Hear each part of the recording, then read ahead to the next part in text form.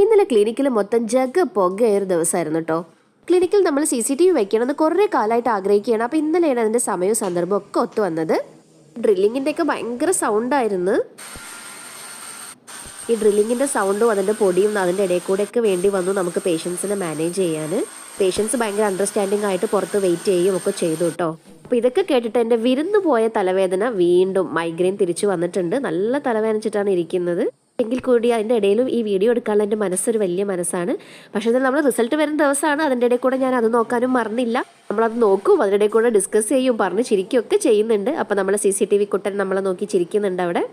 വിജയ് തമിഴ്നാട്ടിൽ ജയിച്ച സന്തോഷത്തിലാണ് എൻ്റെ ഭർത്താവ് കേട്ടോ.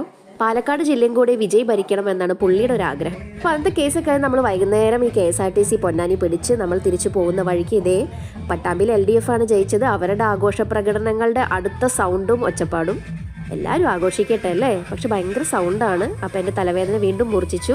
എൻ്റെ ഇടയിലൊക്കെ ആകെ കൂടെ എനിക്ക് സമാധാനമായി കിട്ടിയത് ഈ മഴ പെയ്യാൻ വിതുമ്പി നിൽക്കുന്ന ഈ ആകാശവും പറവകളും ഈ പുഴയാണ്.